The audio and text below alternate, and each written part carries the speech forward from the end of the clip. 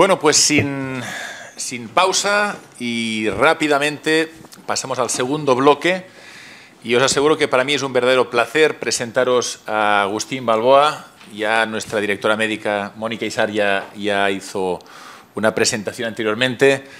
Son ya más de 15 años juntos aquí en Tecnon. Él es un auténtico experto en motilidad, en patología funcional y hoy, Agustín, te toca hablar de estreñimiento y concretamente qué hay de nuevo en el último año. Cuando quieras. Seré breve, nada. No, hay algunas cositas que se han publicado. Mirad, definir el estreñimiento, hemos de saber que estamos hablando.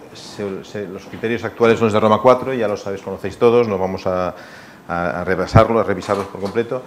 Es una patología tremendamente prevalente. Fijaos, este es un estudio publicado hace 2 años en el que evalúan cuál es la prevalencia del estreñimiento según los distintos criterios. Roma 1, Roma 2, Roma 3, Roma 4, Roma 5 ya veremos. Fijaos que independientemente de cuál sea el criterio, es una patología que afecta entre un 10 y un 15% de la población. Entre 1 de cada 5, 1 de cada 10, 1 de cada 7 van a tener problemas de estreñimiento. Y España es un país con muchos estreñidos. De hecho, tiene una prevalencia media de entre un 13 y un 15% de prevalencia del estreñimiento en nuestro país. ¿Cómo se maneja? Pues tenemos ayuda. Tenemos ayuda.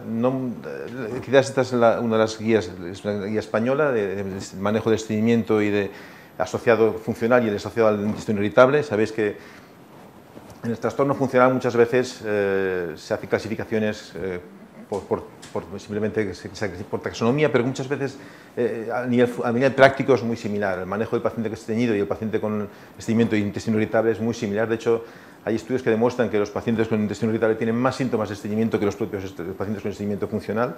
Esta guía está publicada en 2016. Hay otra guía que está publicada este año pasado, que es la americana, sobre el manejo del estreñimiento funcional en adulto. Y después tenemos la que quizás es más reciente aquí en Europa, que es la del 2019, que es la guía de la Sociedad Europea, que es también manejo del paciente con estreñimiento del paciente adulto. En esta guía pues, se recomienda descartar, si no hay patología, pues prácticamente si no hay antecedentes, no hay ningún factor de riesgo. Para el diagnóstico no suele ser necesario hacer gran cosa, es decir, de entrada simplemente manejo clínico. Si hay fármacos que pueden provocar estreñimiento, se recomienda pues, retirarlos. Si no los hay, pues empezar con las típicas recomendaciones: agua, fibra, actividad física y apoyo ocasional con laxantes. Cuando eso fracasa es cuando nos ponemos con pautas de laxantes bien pautadas, y si esto no funciona es cuando nos planteamos exploraciones. Exploraciones que pueden ser para descartar dificultad expulsiva, que es muy importante y hay que tenerlo en cuenta. Aquí los estudios de disfunción, para descartar disinergia es muy importante, disinergia rectal. La manometría descartaría pacientes que tengan dificultad evacuatoria y el biofeedback nos puede ayudar mucho. Cuando no es así, pues se puede hacer incluso un tiempo de tránsito para descartar una inercia colónica. Y aquí ya este algoritmo me ha gustado porque más revela cómo funcionamos. O sea, cuando no funciona, pues vamos añadiendo o cambiando procinéticos, secretagogos y estimulantes. Si esto no funciona, pues añadimos o cambiamos procinéticos, secretagogos y estimulantes. Pero como tercer paso, si no funciona, añadimos o cambiamos procinéticos, o sea, estamos en lo mismo. O sea, lo que viene a decir que hemos de combinar entre ellos, como que nos apañemos, que vayamos combinando como sea, pero que al final consigamos o cambiando un fármaco o añadiendo varios, el efecto que deseamos que se consigue que funcione, que el paciente consiga evacuar de forma regular. Me gustó este artículo, es un metaanálisis, curiosamente, hay algunos también en estreñimiento, no tantos quizás como en probióticos, pero también algunos análisis, que valora tratamientos habituales sin prescripción, a ver cómo funcionan. Pues vemos que realmente, pues, si hablamos de laxantes osmóticos, el polietilenglicol es el que gana por goleada, nivel de evidencia 1, grado de recomendación A, pero podemos recomendar laxantes estimulantes como el SEN o el bisacodilo. Podemos dar sales laxantes salinos como el magnesio, con buenos resultados, que son recomendables, no hay problemas.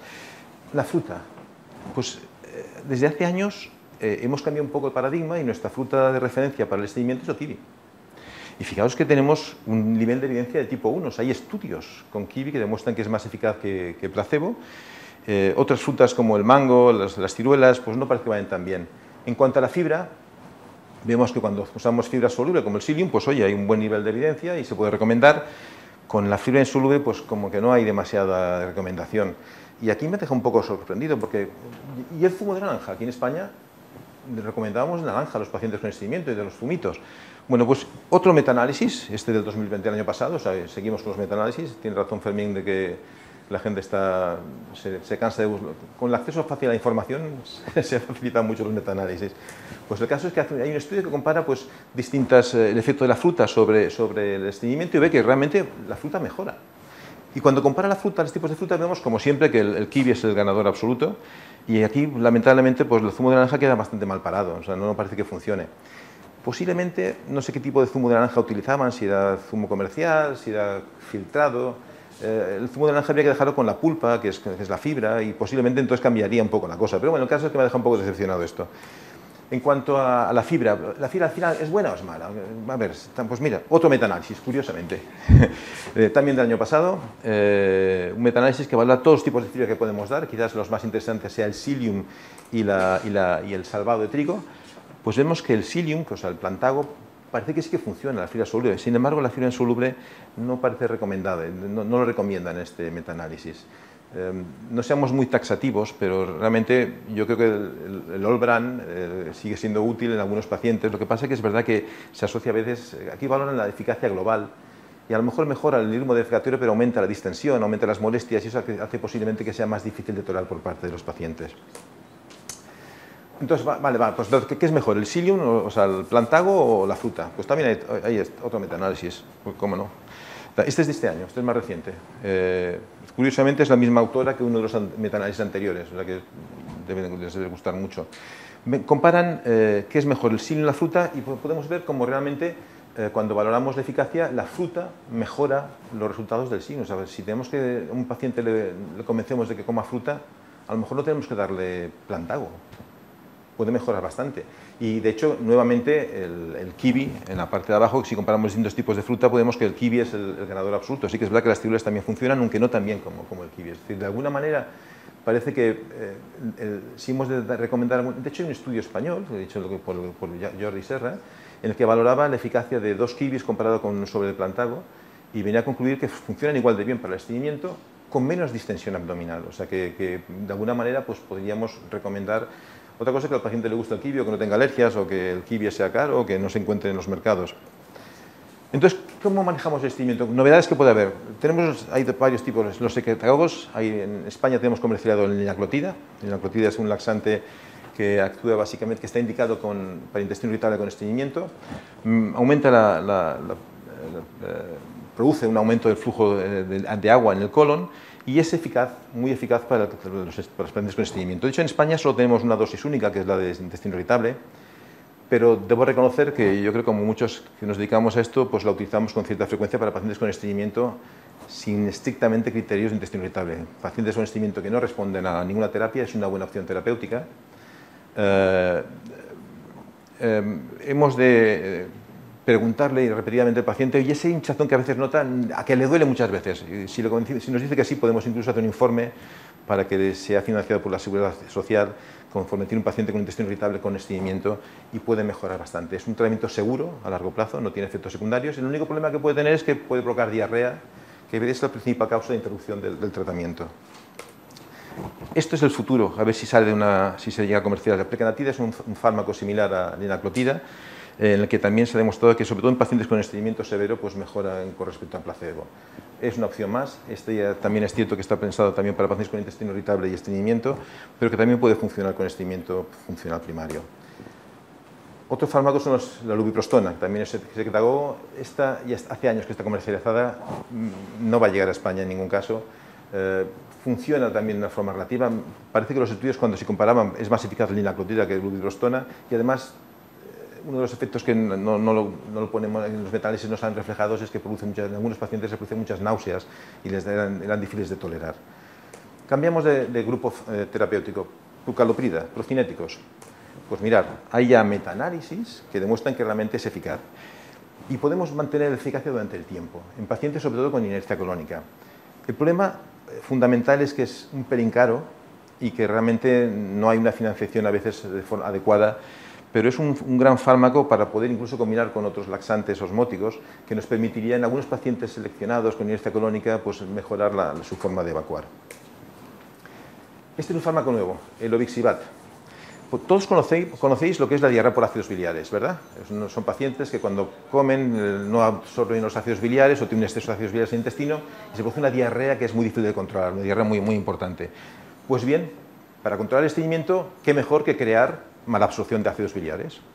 Así aprovechamos un mecanismo que ya no tenemos, pero lo que hace el obixibat básicamente es bloquear el transportador de ácidos biliares a nivel de intestino, del ganglio terminal.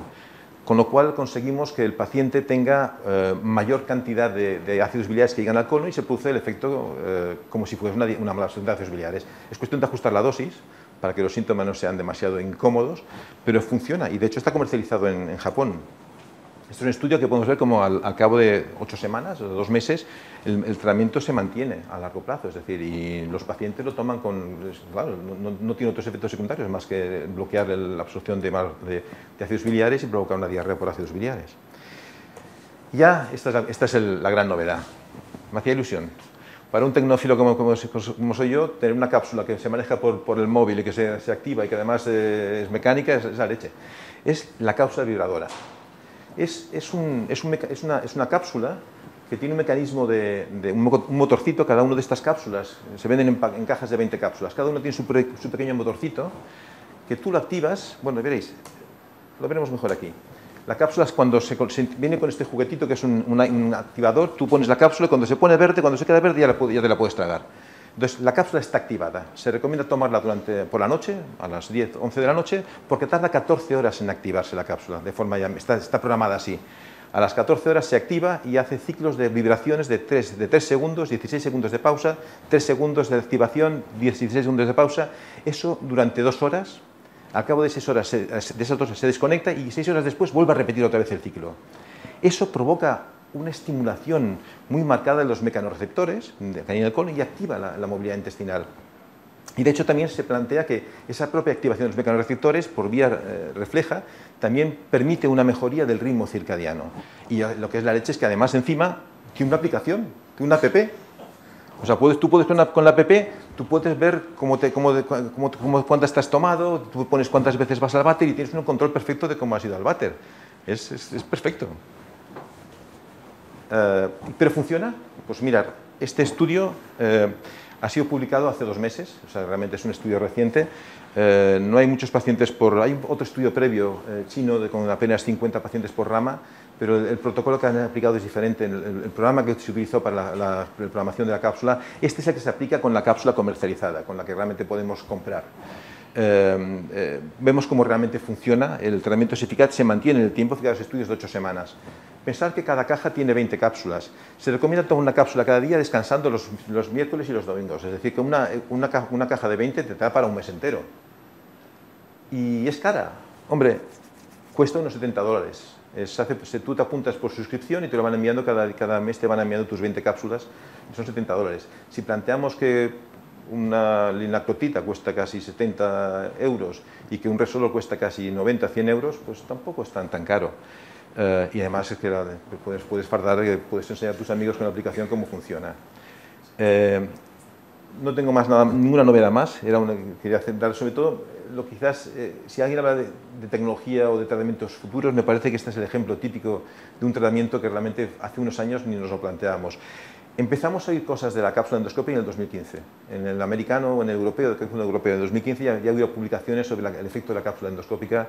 Hay estudios, incluso hay un metaanálisis, con 2 estudios, uno serio y otro, pues hay un metaanálisis que incluye incluso estudios hechos en animales de experimentación para decir que la cápsula funciona, con lo cual no sé cómo pueden componer el mismo grupo estudios en cerdos y en humanos. Bueno, sí lo puedo entender, pero no es éticamente viable. Entonces, el tratamiento funciona. ¿Llegará a España? No lo sé, pero me haría ilusión que sí. Porque farda un montón. Pero bueno, en cualquier caso, si llega, bienvenido sea y aquí estaremos esperando que nos llegue. Muchísimas gracias por su atención. Agustín, como siempre, espectacular. Mil gracias. Y luego, y a continuación, tendremos a Yamil Zabana. Yamil es una grandísima experta en enfermedad inflamatoria intestinal, formada en Can Ruti y ahora trabajando en Mutua de Tarrasa. que durante mucho tiempo ha estado en la Junta Directiva del Grupo Español de GETECO, actualmente vicepresidenta, y en meses pasará a ser la futura presidenta de GETECO. Por tanto, va a ser quien va a liderar en los próximos años el Grupo Español de Cronicolitis. Yo revisé muy brevemente cómo optimizar la terapia no biológica y, claro, es aquello que el que parte y reparte se queda la mejor parte, ¿no? Me quedé la parte más fácil y le he pedido a Yamil que asuma el reto de en 15 minutos contaros qué hay de nuevo en terapia biológica y hacia dónde vamos, y eso podría ser una semana de curso y en cambio será en 15 minutitos qué es lo más relevante. Yamil, mil gracias por participar y todo tuyo. Miki, muchísimas gracias. La verdad que, como tú bien comentas, el futuro ya está aquí y gracias por el tema. También gracias por invitarme. Yo, ante todo, me parece que soy la única que se conecta en streaming. Y lo primero que quiero hacer, aparte de agradecer a todo el grupo Tecno por invitarme, es agradecer al equipo técnico, porque esto no es fácil y la verdad esperemos que salga lo mejor que se pueda. Muy bien. Estos son mis conflictos de interés y yo voy a hablar. Ha habido muchas charlas que han hablado sobre las últimas terapias biológicas que se han presentado en este año 2023, pero yo lo que creo es que es más importante es qué me llevo yo del 2023 en terapia biológica, no solamente para venir a hablar de fármacos nuevos, sino qué se está cimentando, y además filosóficamente, como me han gustado mucho las charlas que se han hablado, hacia dónde va el tratamiento de la enfermedad inflamatoria en las terapias avanzadas, ¿no? Y aquí pongo mis tres campeones. El primero sería anti-TNF, que es un biológico clásico. Ha habido novedades en el anti-TNF en diferentes formas y de esto vamos a hablar. En segundo lugar, diría los inhibidores de la JAK, no solamente el tofacitinib, sino todos los primos hermanos del tofacitinib que vienen para quedarse. Y para mí el bombazo de este año no es la cápsula que vibra, sino la inhibición de la interleuquina 23, que realmente ha sido el estudio más que ha revolucionado y es un estudio que se ha presentado recientemente en el último Congreso Europeo. Sin más, ¿qué hay de nuevo en anti-TNF? Primero, hablar del triunfo de los biosimilares. Es un fármaco que tiene el mismo efecto que la molécula original, pero a un precio mucho más competitivo, mucho menor precio.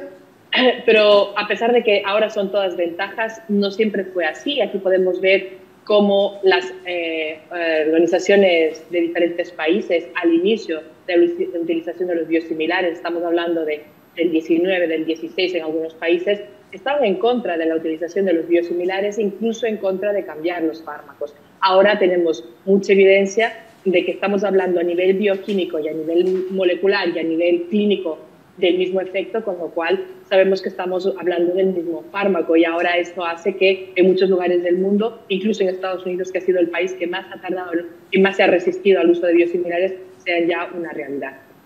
Otra cosa que es importante en relación al anti-TNF es la llegada del infliximab subcutáneo, porque el infliximab es un fármaco que tiene grandes superpoderes, pero tiene una kriptonita, que es que necesita ir acompañado. ¿Por qué? Porque tiene muchos fenómenos de inmunogenicidad que hace que presenten efectos secundarios por pérdida de respuesta, por su poca persistencia y también por reacciones inmunomediadas, ¿no? Esto parece que se mejora con el infliximab subcutáneo. Es un fármaco que se da más frecuente, es cada 15 días o cada semana si el paciente está intensificado. Hay buena tolerancia, se consiguen mejores niveles, que eso es una cosa que nos puede interesar sobre todo en pacientes con enfermedad perianal. Hay mejores tasas de persistencia y esto también nos supone que podamos usar un fármaco muy potente, muy bueno, sin inmunomoduladores asociados, que esto de cara a la seguridad es interesante porque reduce la posibilidad tanto de inflexiones como de neoplasias. También se puede hacer un switch en pacientes que han usado largo tiempo de anti-TNF endovenoso a pasar al subcutáneo sin que haya un aumento de inmunogenicidad. Las mismas tasas de seguridad, porque es el mismo fármaco, no hay nuevas señales al utilizar el fármaco en subcutáneo. Otra cosa que nos deja este año es el típico paciente que viene a la consulta y que quiere que le quitemos el tratamiento combinado, el infliximab con azacitidina, el clásico. Y estamos viendo en este estudio, que es un estudio prospectivo aleatorizado, que es el estudio SPER, en pacientes que estaban en remisión sin corticoides y que llevaban más de 8 meses con el tratamiento combinado de infliximab azacitidina. ¿Qué es lo que pasa si quitamos el tratamiento. Hubo un grupo que se le quitó la tiopurina, otro grupo que se mantuvo con el mismo tratamiento, infliximab y tiopurina, y otro grupo que se le quitó el biológico. Al paciente que se le quitó el biológico, el 35% tuvo recidiva en el futuro, en el tiempo después. Eso es un problema, y en cambio vemos que si el paciente se le quita la tiopurina, casi que ni se entera. Es decir, pasado los primeros meses, que siempre se recomienda el año, pero podemos hablar de 8 meses por lo menos según este estudio, ese tiempo la tiopurina aporta poco a añadirla al anti-TNF. Y lo bueno es que si el paciente hace una recidiva, volviéndole al tratamiento combinado, el paciente en la gran mayoría de casos recupera la remisión clínica. Pasamos a otro tercio, que son los inhibidores de la JAK. Son las moléculas pequeñas, son la terapia avanzada, son inmunomoduladores, no es un tratamiento biológico, pero es terapia avanzada y por eso está aquí. Y se posicionan como los nuevos agentes del futuro por su bajo coste de producción, baja inmunogenicidad, como hemos hablado que sería la espada de Damocles del anti-TNF, facilidad de uso, es fármaco oral, en algunos casos es 2 veces al día y en la gran mayoría de los nuevos fármacos son en una sola vez al día. Se bloquean múltiples vías, que no vamos a entrar en estos detalles, pero aquí ha hecho que aprendamos los digestólogos o la gente que usamos estos fármacos nuevos efectos adversos, porque, y siempre teniendo en cuenta que estos estudios han salido de pacientes con artritis reumatoide, la PRAC, que es the Pharmacovigilance Risk Assessment Committee, o el comité que se encarga de controlar estos fármacos, a raíz del estudio que ellos mismos pidieron, que fue el Oral Surveillance de artritis reumatoide, vieron que habían unos efectos que aparecían concretamente en unos pacientes. Después de un concienzudo estudio, como comentan ellos, en diferentes indicaciones y diferentes inhibidores de la JAK, ven que esos mismos efectos se podrían reproducir. Por tanto, para todos los inhibidores de la JAK, nos sugieren utilizarlos solamente si no hay otra opción disponible. Es decir, en pacientes de mayores de 65 años, con riesgo mayor riesgo de problemas cardiovasculares, pacientes fumadores activos, y el problema más gordo es el exfumador, el paciente que ya lo hace bien, deja de fumar. Pues este paciente, a pesar de hacerlo bien y dejar de fumar, tiene mayor riesgo de problemas cardiovasculares al ser exfumador y riesgo aumentado de neoplasias. Fuera de esto, podemos utilizarlo con garantías. No es para que nos aprendamos esta gráfica, pero aquí poner en relevancia un estudio que me ha gustado mucho, un artículo liderado por el equipo de enfermedad inflamatoria intestinal de la Vall d'Hebron, donde se pueden ver, pues, es una revisión muy interesante del desarrollo de los inhibidores de la JAK. Aquí podemos ver por qué en la primera fila el tofacitinib es considerado un pan-JAK, y tenemos los inhibidores de la JAK selectivos como el filgotinib o el upadacitinib.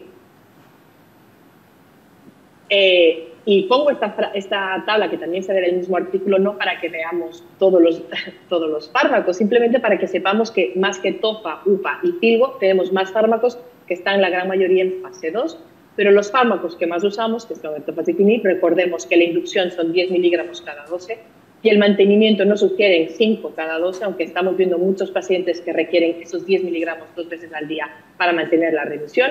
Upadacitinib, la inducción 45 miligramos al día y un mantenimiento entre 15 y 30, y filgotinib, la dosis que ha mostrado más efectividad es la de 200 miligramos, tanto en la inducción como en el mantenimiento. Otros fármacos o moléculas pequeñas son los moduladores de la esfingosina 1 monofosfato, y aquí está el inhibidor de su receptor, y los fármacos más conocidos son el etrasimod y el ozanimod. Tampoco es interesante que se aprendan todo o que lean toda esta gráfica, simplemente que vean que funcionan en diferentes vías.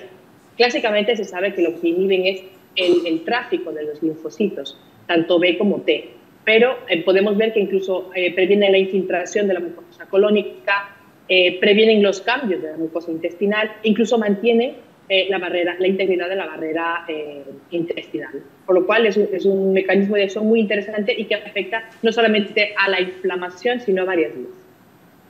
Como he dicho, lo que hace es inhibir el tráfico de que estos leucocitos, estos linfocitos, tanto B como T y otros leucocitos, no salgan de los ganglios linfáticos y vayan al área donde se genera esta inflamación desproporcionada.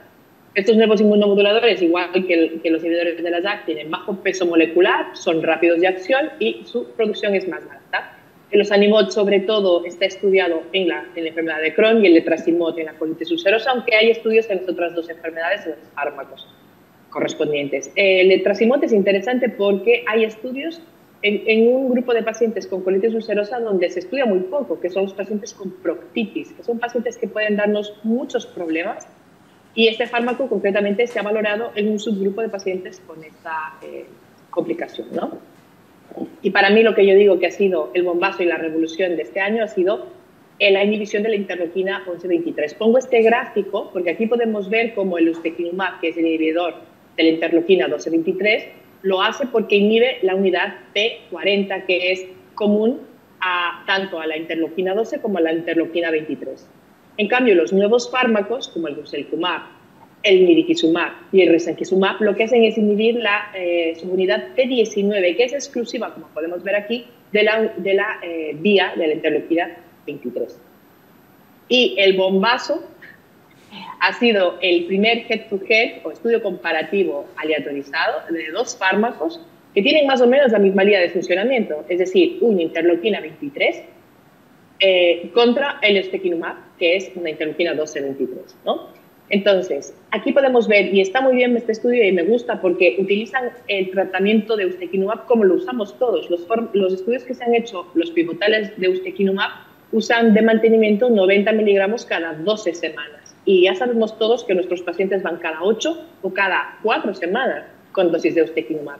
Pues esos pacientes se comparan con risankizumab, una inducción de 600 miligramos endovenoso seguido por un mantenimiento también cada 2 semanas. Y aquí podemos ver cómo a la semana 24 no hay inferioridad frente al ustekinumab en lo que se refiere a la remisión clínica considerada por un SEDAI menos de 150, que es como sabemos que se consideran los pacientes en remisión en la enfermedad. Y la remisión endoscópica a la semana 48 es superior en risankizumab comparado al ustekinumab. Con este estudio estamos sabiendo qué fármaco es mejor para nuestros pacientes. Sería en teoría risankizumab. Esto supone una revolución. De todas maneras, hemos de tener en cuenta que ahora va a salir el biosimilar de ustekinumab, haciendo que el tratamiento de esta inhibición combinada sea mucho más competitivo y probablemente dejemos el tratamiento con risankizumab para otro tipo de paciente más complejo. Pero es un estudio muy interesante y además me parece un estudio muy valiente porque salieron a ganar porque estaban muy convencidos de su molécula, la verdad. Y aquí ya, para terminar, quería hablar un poco de la filosofía que a día al final de este año creo que debería ser una cosa obligatoria, y es que antes de hablar de biológicos es saber cómo los estamos usando. Y yo pienso que es fundamental que nuestros pacientes tengamos desde el inicio del tratamiento, del manejo de estos pacientes, un plan detallado, qué es lo que queremos conseguir con los pacientes y que sean ellos parte de esto y que hablemos con el paciente cuándo lo vamos a comprobar, cuándo vamos a ver que el tratamiento está funcionando, cómo lo vamos a hacer, qué es importante para nuestro paciente, no solamente para nosotros, e ir cambiando de rumbo y de fármaco si es necesario, si eso no lo vamos consiguiendo. Que esto es lo que se conoce el trip to target. Otra cosa es recordar que en 2023 debemos de ser todos conscientes que existe una ventana de oportunidad al inicio del diagnóstico de los pacientes y que es donde debemos tratar a estos pacientes para evitar la llegada de las complicaciones que son mucho más difíciles de tratar. También sabemos que esta ventana de oportunidad cada vez la estamos asumiendo más porque cada vez, y eso es gracias a la llegada de los biosimilares, prescribimos más biológicos, lo hacemos antes y estamos viendo ya un impacto en la disminución de la progresión en el futuro. Quizás el número de cirugías en total no ha sido tan disminuido, pero sí es verdad que operamos antes y operamos a los pacientes en mejores condiciones. Y creemos que el cambio de la historia natural llegará, porque estamos viendo esta tendencia, y eso es gracias a que tratamos antes a los pacientes con terapias avanzadas.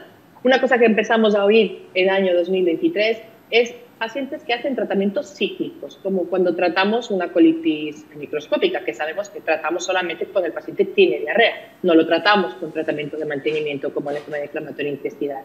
Pues en este estudio, y hay varios grupos que abogan por esto, seleccionando de manera muy estricta a los pacientes, lo que hacemos es seguir al paciente y decidir en qué momento le vamos a dar el tratamiento. Es decir, si el paciente, por ejemplo, aumenta la calprotectina o tiene una PCR con calprotectina elevada, va a entrar en el ciclo de tratamiento, lo vamos a seguir con estos biomarcadores y luego le quitamos el tratamiento cuando consigue la remisión. hablamos de remisión biológica, porque la idea es que el paciente no llegue a tener clínica. De todas maneras, esto es una teoría, esto es una idea muy interesante, pero hacen falta estudios clínicos y hace falta saber esto a largo plazo, qué es lo que le implica al paciente, si es coste efectivo, a nivel de seguridad es adecuado, y esto, en definitiva, le mejora la calidad de vida al paciente y llega a cambiar la historia natural de la enfermedad o no.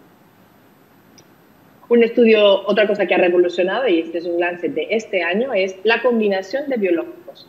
Ya no solamente, y eso es un tratamiento combinado, llevamos haciendo toda la vida. Hemos combinado corticoides con tiopurinas, tiopurinas con infliximab, metotrexate con salicilatos. Hemos combinado tratamiento y siempre lo estamos haciendo. Pues ahora estamos cada vez más acostumbrados a combinar biológicos.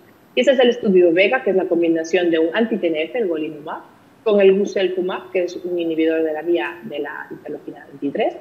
Y aquí podemos ver cómo combinados mejoran el mayo, mejoran la remisión clínica, mejoran la remisión sintomática siempre en los pacientes en tratamiento combinado frente a la monoterapia de las dos moléculas. La mejoría también es endoscópica y biológica.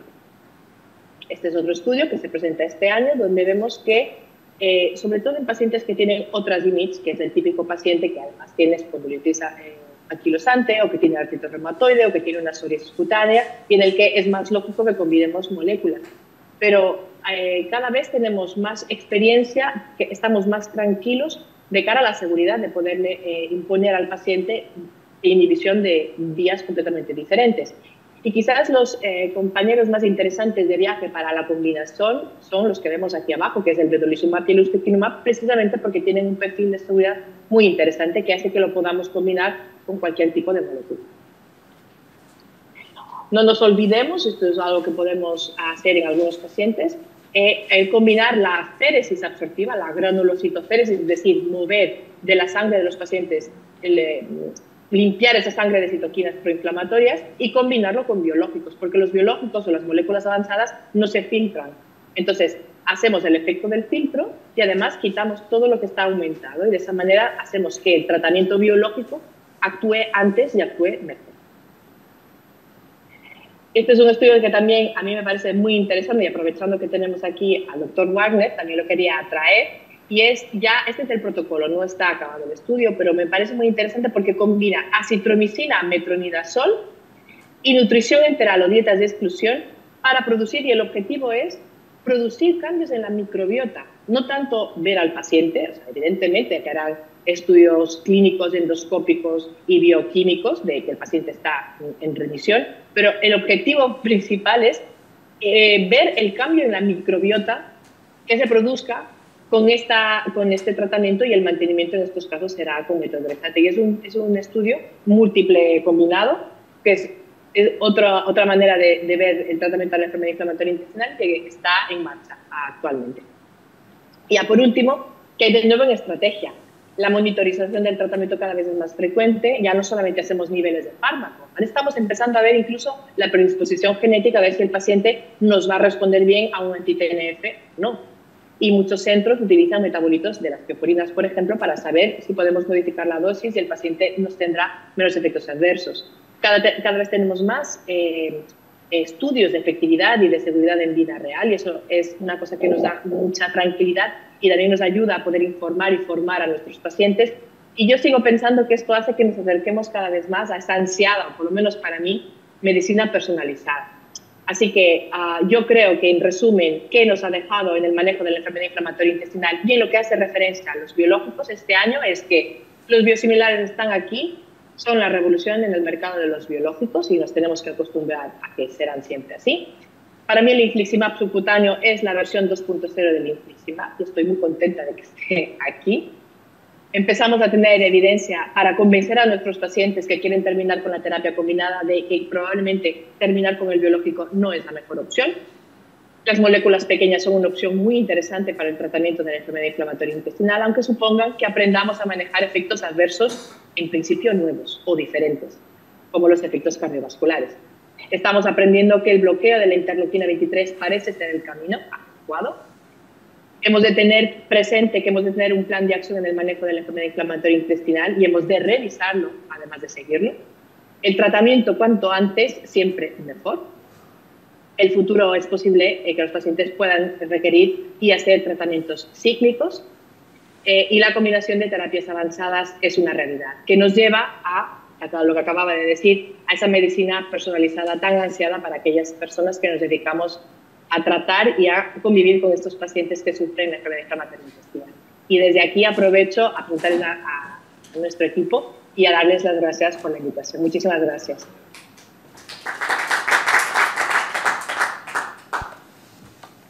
Muchas gracias, Yamil. Espectacular. Realmente tenemos muchas opciones y es fantástico ver cómo no solo hay muchas, sino que empezamos a combinar. Imaginaros la cantidad de escenarios posibles que se abren a partir de ahora con las combinaciones. A ver si algún día llegamos como al HIV a tener la enfermedad totalmente controlada a base de utilizar más fármacos que ahora. Y seguimos. Recuerdo, anotad las preguntas que las atenderemos al final de este bloque y de nuevo un placer presentar a Sonia March, compañera dietista y compañera aquí en Centro Médico Tecnon. Es nuestra experta en nutrición, en dietas de referencia para nosotros y qué bien que nos va a poder compartir pacientes con ella. Bueno, de los muchos temas que podía tratar Sonia, escogimos uno que creo que es de rabiosa actualidad. El ayuno intermitente. ¿Sirve, no sirve? ¿En qué consiste? Cuéntanos, Sonia. Bueno, buenas tardes. Gracias por invitarme y formar parte de este curso nuevamente a vuestro lado. Y sí, la verdad es que voy a hablar sobre el ayuno intermitente, que no se acerca a la patología digestiva, pero sí que es algo muy nuevo y que en este último año se ha hablado mucho. Entonces podemos empezar diciendo si es una moda del ser humano moderno, porque sí que es verdad que si buscamos cercas en Google pues nos salen millones de resultados y que también a partir de famosos que han colaborado a decir que siguen este tipo de estrategia, pues le ha llegado mucho a los pacientes, ¿no? Y los pacientes han llegado en la consulta pues preguntando y indagando a partir de todo lo que ha ido saliendo también. Pero es verdad que el ayuno no es una cosa nueva ni moderna. Estamos bastante evolucionados, pero que viene de nuestros antepasados de hace millones de años, que estaban muy ocupados en adquirir alimentos de entornos en fuentes escasamente distribuidas, y entonces han ido haciendo adaptaciones fisiológicas a lo largo de toda esta evolución, priorizando, haciendo este almacenamiento de energía y llegando a la famosa flexibilidad metabólica, ¿no? Que es lo que se habla mucho en este último año, ¿no? ¿Cuándo efectivo puedo ser yo para cambiar mi interruptor metabólico y poder utilizar glucosa o ácidos grasos de forma rápida? Y esta gente parece ser que estaba bastante adaptada genéticamente, ¿no? Nuestro organismo es capaz de responder a un ayuno tolerado, superando este desafío y luego restaurando esta homeostasis. Entonces eso también hace pensar que genéticamente puede que estemos más adaptados a ayunar que no a comer todo el día, ¿no? Hemos observado ayunos en la naturaleza, por ejemplo, en muchísimos animales, como el lobo del norte de Estados Unidos, que es capaz de estar muchísimas semanas sin comer. Históricamente también en la práctica médica, tanto en la medicina chinesa, también en la grecorromana y en la medicina india, se ha sugerido muchas veces, ¿no?, ayuno para prácticas médicas. También en las religiones, ¿no?, buscando también otros beneficios, no solo médicos o de supervivencia, sino también de evolución espiritual, como puede ser, conocemos mucho como los monjes budistas o el ayuno en el Ramadán, y en políticas, ¿no?, también como huelgas de hambre, como Gandhi. Y actualmente nos llega este interés en la ciencia en algunas enfermedades. El ayuno induce a una alteración coordinada de mecanismos metabólicos, ¿no?, unas adaptaciones metabólicas que empiezan activando mecanismos propios para la obtención de energía. A partir de unas determinadas horas, a las 12 horas, empieza a utilizar los ácidos grasos procedentes del tejido adiposo, ¿no?, en sustitución, poco a poco va produciendo también cuerpos cetónicos a partir de este glucógeno hepático. bueno, en sustitución del glicógeno hepático, perdona, y a partir de las 12:36 horas pues podemos ya observar niveles muy bajos de glucosa en sangre, toda esta movilización y esta producción hepática de cuerpos cetónicos, ¿no? A partir de las 36 podemos estar ya fisiológicamente en un estado de cetosis. De hecho, nuestro cerebro es capaz de acostumbrarse a obtener energía a partir de estas cetonas y nuestros órganos y musculatura también. Es una cosa diferente que el ayuno intermitente, no se puede confundir, pero también es importante nombrar, ¿no?, el ritmo circadiano, este ritmo circadiano endógeno que tenemos que garantiza el cumplimiento de los horarios óptimos para todos los procesos fisiológicos, ¿no?, y optimizan esa fisiología y esta salud a partir de la luz del día y de la noche, donde puede coordinar toda esta función celular, tisular y de comportamiento, ¿no?, por ejemplo, con la segregación de insulina, que sabemos que es más alta durante el día que por la noche, o sea que puede ser que comer por la noche no sea lo más adecuado. Entrando ya en ayuno intermitente, es muy importante quedar con esta idea que no es una dieta, no estoy haciendo la dieta del ayuno intermitente, que es lo que sale por todos los sitios, sino que es una estrategia más y es un patrón alimentario que consiste en alterar periodos de ingesta con periodos de ayuno. Hay una abstinencia voluntaria hoy en día de alimentos y de bebidas en periodos concretos y específicos, ¿no? Y puede venir de muchísimas formas. Puede estar en función de la intensidad y restricción de los alimentos y bebidas, en su cantidad, tipos de alimentos. Luego también estará en función de la frecuencia y los periodos que vamos a hacer de ayuno, y luego la duración de estos periodos de ayuno, o sea, la frecuencia, si será un día o dos, o todos los días de la semana, o si serán por periodos de horas durante el día. Entonces, de forma rápida, para que veáis las cantidades de tipos de ayuno que hay, he hecho un resumen. Tenemos el TRF, que puede que sea el más común que utilizamos en la consulta, y también los que nos puede haber llegado también más por aplicativos y famosos, que suele incluir las noches para poder llegar a estas horas. Hay una ventana entre la alimentación de X horas y una ventana de ayuno, o sea, hay X horas que no como y X horas que sí que tengo la ventana abierta para comer.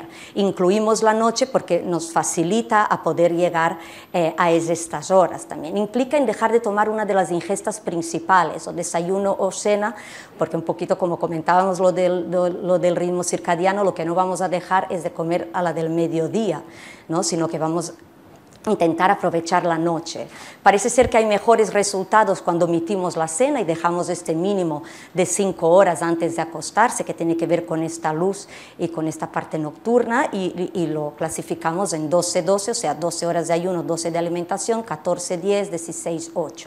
Y luego tenemos lo que es el ayuno intermitente. Lo que tenemos el holiday fasting, que sería 24 horas de ayuno total con líquidos acalóricos 1 o varios días a la semana, y los restos de días alimentación libre ad libitum, que quiere decir que comas lo que quieras o comas lo que estás acostumbrado a comer. Luego, en alternancia de un día hago ayuno 24 horas y otro día como lo que quiero y libremente. El ADF modificado, que el día de ayuno se aporta un 25% de la restricción calórica total en una única toma, solamente una comida, que puede ser 300 calorías, 500 o 700 en función de los requerimientos de la persona, y no hay ayunos en días consecutivos. Y luego el más popular, que es el 5-2, que es hago 5 días de comida libres y ayuno 24 horas 2 días. Aquí tenemos una tabla de nuestros compañeros nutricionistas de Experti, donde lo podemos utilizar en la consulta para ver un poco qué tipo de ayuno está aplicando el paciente o le podemos ofrecer al paciente. Como podéis imaginar, con tantos tipos de ayuno, lo que nos encontramos es que los estudios son muy heterogéneos, muchísimo, porque claro, todo depende de qué ayuno, qué tipo, qué hora, si hay restricción o no.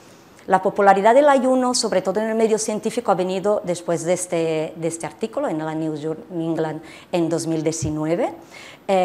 Para nosotros, nutricionistas, bueno, fue una arrancada bastante importante para nuevas investigaciones y nuevos estudios. Para los nutricionistas sí que nos ha dado una seguridad en de que el ayuno no era malo o podría ser malo a los pacientes, y podríamos salir un poco de lo que veníamos actuando todos estos años en que había que comer 5 veces al día, que el desayuno era la comida más importante del día, o sea que aquí nos rompió un poco y vimos que sobre todo teníamos una seguridad en poder aplicar el ayuno si queríamos en las consultas, pero sí que es verdad que el artículo ampliamente describe más modelos animales que pueden mostrar una salud a lo largo de la vida, y aquí sí que teníamos más evidencia en ratones y hacía tiempo, y los estudios clínicos en humanos son principalmente en intervenciones muy a corto plazo, en adultos jóvenes de mediana edad y con sobrepeso, o sea, realmente no teníamos una evidencia clínica luego.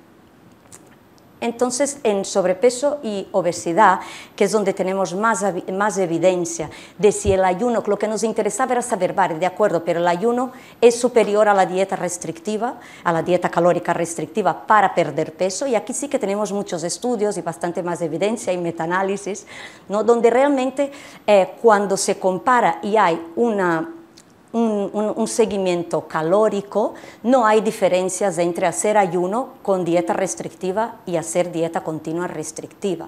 Entonces hay que vigilar mucho cuando se miran los estudios de ayuno para pérdida de peso, que es donde se utiliza más, que si estamos valorando un grupo que haga ayuno, pero que el día que no haga ayuno, el día de ayuno coma lo que quiera, y otro grupo que coma lo que quieras, y entonces aquí sí que se decía que los grupos de ayuno eran superiores al grupo control. Cuando se analizaba bien los estudios se veía que haciendo ayuno mismo, que tú podías comer de una forma libre, comías menos, porque tenías una ventana más restrictiva, o sea que había una restricción calórica, había un déficit calórico, con lo cual cuando buscamos estudios para ver si es superior en obesidad, hay que, sobre todo, mirar que haya restricción calórica, que estén controlados en calorías, ¿no?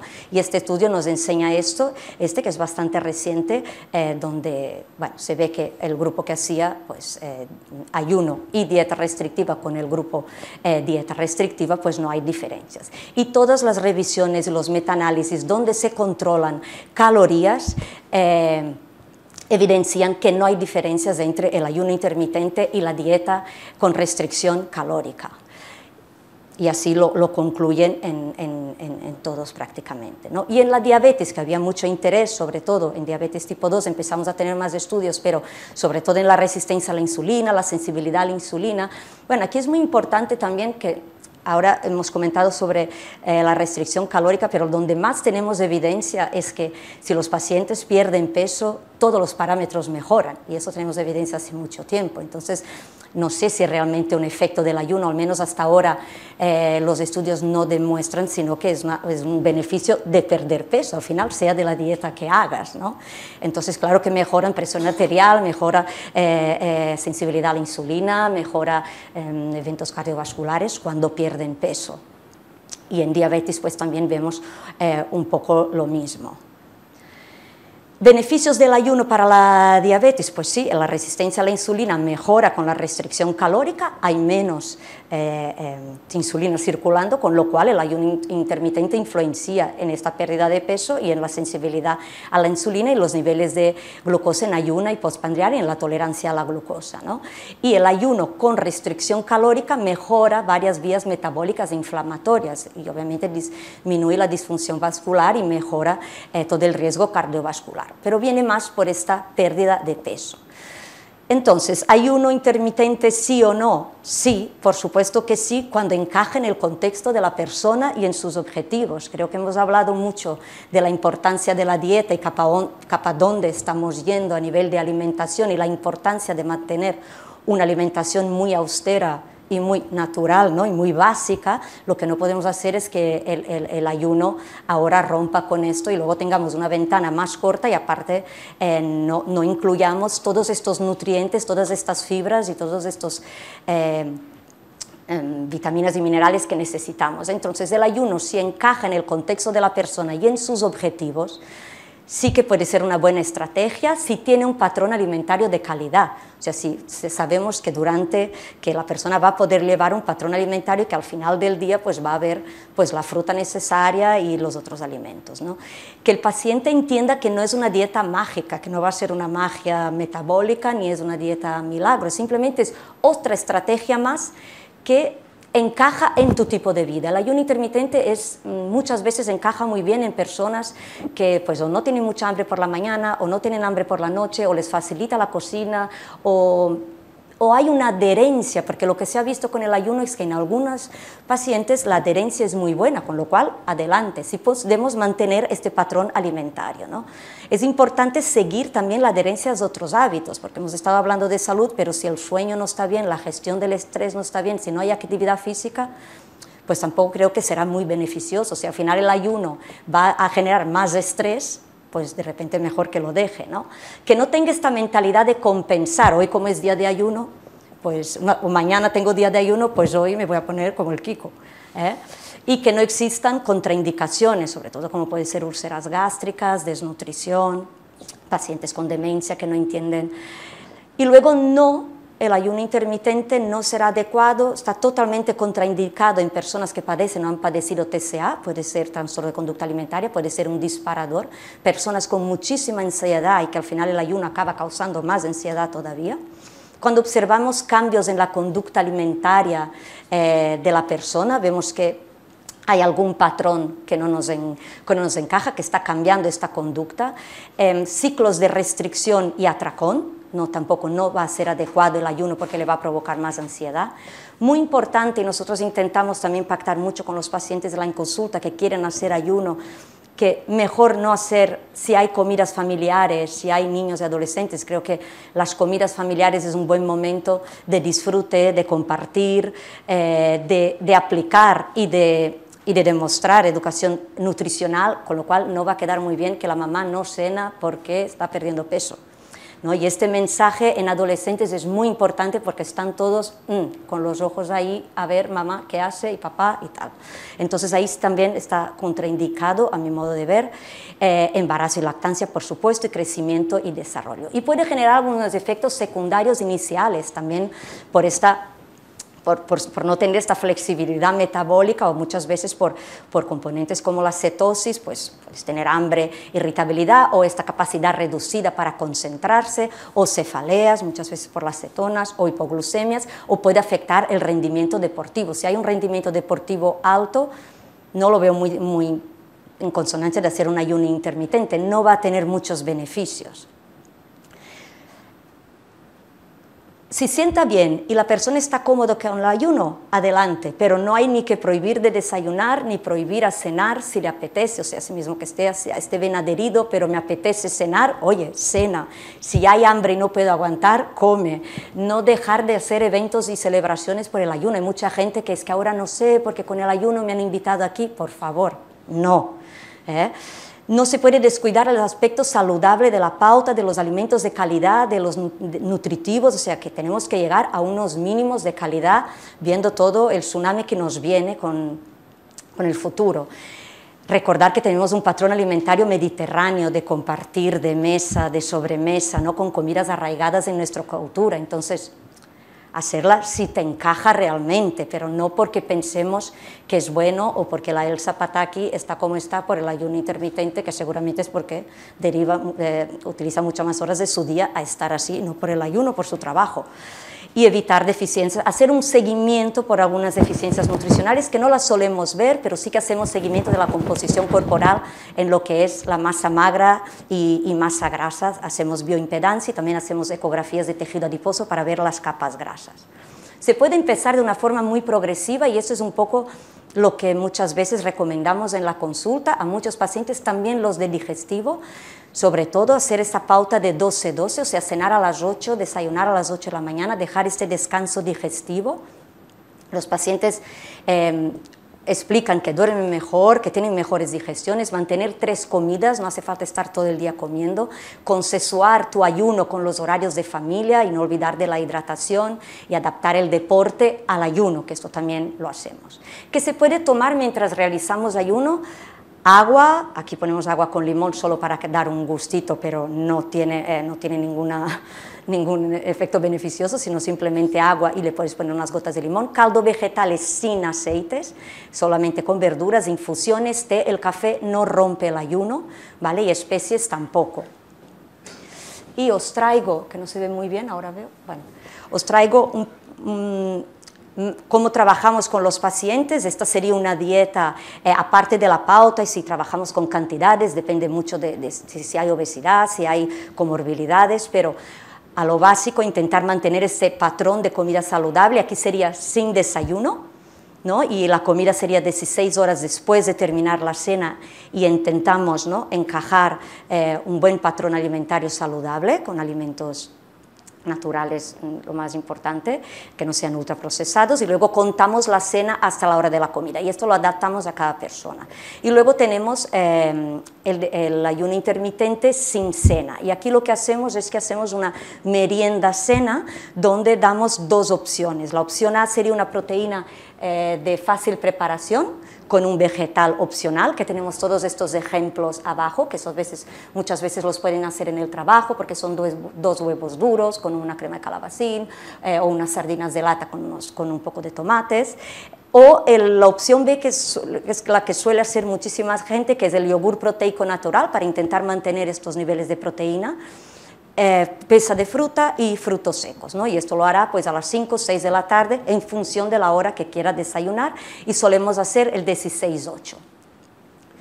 Conclusiones, pues que ni es lo mejor del mundo, ni te va a cambiar una magia metabólica, ni es malísimo y te va a causar un problema de salud, ¿no? Que simplemente no es para todo el mundo, pero si está bien hecho puede encajar. Hay efectos positivos en el contexto de ganancia de salud y pérdida de grasa en el ayuno intermitente, igual con la dieta calórica restrictiva continua. Se necesitan más estudios para comprender en qué grupos de alimentos, en qué grupo de pacientes, y su efecto a largo plazo y salud, porque todos son a muy corto plazo. La verdad es que la adherencia muchas veces es difícil en estos tipos de estudio.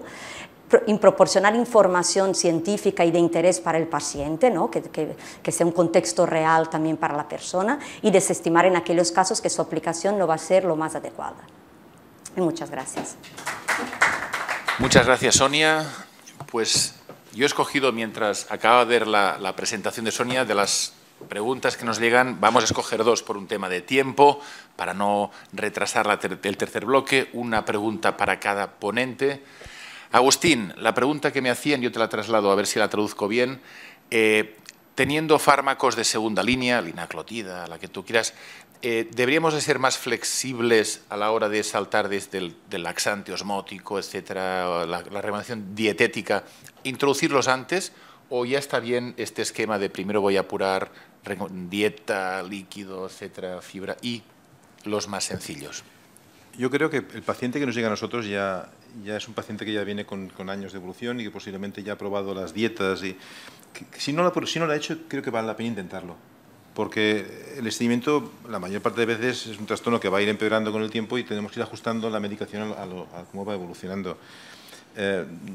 No quemaría todo mi arsenal de golpe, sino que intentaría utilizarlo de forma progresiva. Estamos hablando de una patología que en el fondo tampoco, si va más estreñimiento, no le va a pasar realmente nada grave, y también que es una patología con un objetivo terapéutico a muy largo plazo, por tanto hay que ser cauto.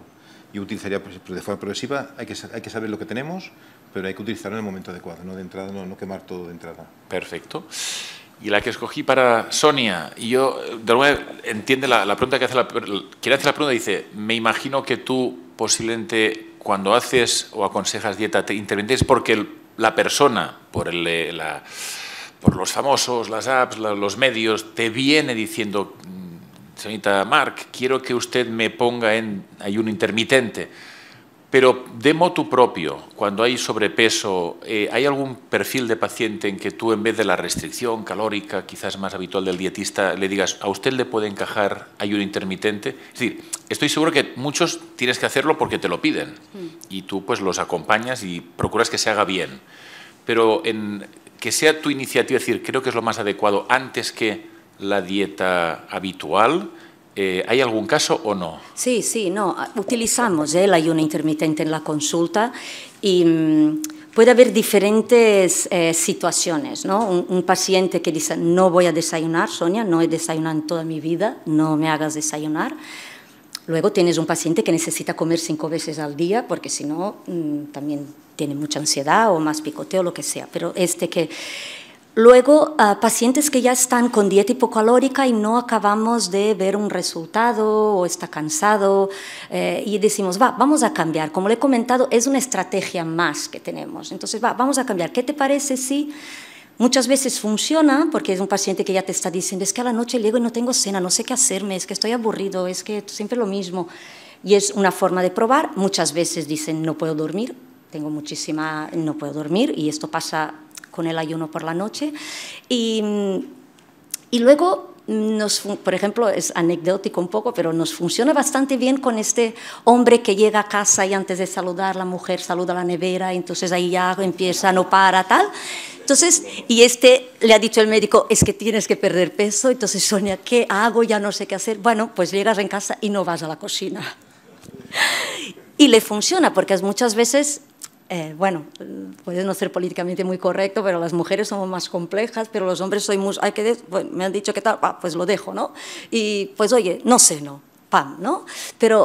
Y funciona. Lo que pasa es que, claro, cuando hay contexto de niños, cuando no ha visto sus hijos o su mujer en todo el día, con el momento, entonces no es para todo el mundo. Pero sí que muchas veces lo proponemos nosotras. Perfecto, daría para toda la tarde y noche, pero lo dejamos aquí porque tenemos un tercer bloque muy interesante. Agustín.